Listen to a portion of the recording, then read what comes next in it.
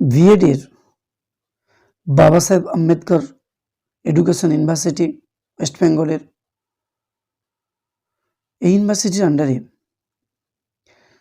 যে সমস্ত B.ED college আছে সেই B.ED কলেজের একটি ইউনিভার্সিটির ফরম্যাট অনুযায়ী হিস্ট্রি লার্নিং ডিজাইন আমি আজকে আলোচনা করছি। তার আগে বলি আমাদের এই চ্যানেলটি সাবস্ক্রাইব করবেন এবং আমাদের এই চ্যানেল থেকে পাবেন এসএসসি বা এসএলএসটির তথ্য, B.ED এর তথ্য, DLED এর তথ্য এবং গ্র্যাজুয়েশনের তথ্য।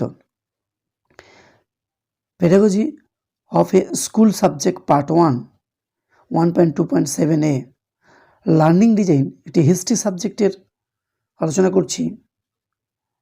প্রথমেই name of the school, class, duration, subject history, name of the teachers, today's lesson, সিপাহী বিদ্রোহের কারণ, লেসন ইউনিট সিপাহী বিদ্রোহ, সাব ইউনিট সিপাহী বিদ্রোহের কারণ, সিপাহী বিদ্রোহের প্রকৃতি, সিপাহী বিদ্রোহের ফলাফল। যে কোনো একটি নিয়ে কাজ করতে হবে, সেটা হলো সিপাহী বিদ্রোহের কারণ। প্রথমে দেখছি লার্নিং গোলস অনুপাতে স্মরণমূলক না মহাবিদ্রোহের সাল শিক্ষার্থীরা স্মরণ করে বলতে পারবে। বোধমূলকে শিক্ষার্থীরা মহাবিদ্রোহের প্রত্যক্ষ কারণগুলি ব্যাখ্যা করতে পারবে। প্রয়োগমূলকে থাকছে শিক্ষার্থীরা বিভিন্ন ধরনের সামাজিক শোষণের বিরুদ্ধে সোচ্চার হতে সক্ষম হবে। বিশ্লেষণমূলকে থাকছে শিক্ষার্থীরা সিপাহী বিদ্রোহের কারণগুলির সঠিক বিশ্লেষণে সক্ষম হবে। মূল্যায়নমূলক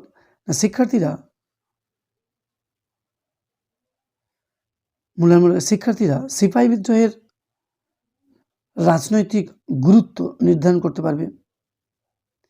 সৃজনমূলকে থাকছে শিক্ষার্থীরা সিপাহী বিদ্রোহের কারণগুলির চার্ট ও তালিকা প্রস্তুত করতে পারবে। তারপরে থাকছে অ্যানালাইজ লার্নার্স অ্যান্ড কনটেক্সট না উপজাতি বলতে কি বোঝো, কয়েকটি উপজাতির নাম বলো, সিপাহীরা যে বিদ্রোহ করেছিল তার নাম কি। তারপরে আছে develop and select learning materials, পাঠ্যপুস্তকের নাম, আধুনিক ভারতের রূপরেখা, লেখকের নাম পুষ্পেন্দু শেখর মান্না, মানস কুমার সামন্ত।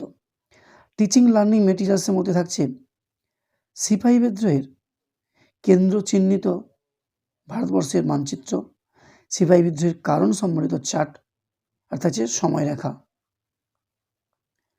তারপর থাকছে লার্নিং স্ট্র্যাটেজি, বাঁ দিকে থাকছে ব্রিফ কন্টেন্ট, ডান দিকে থাকছে রিলেটেড স্ট্র্যাটেজি।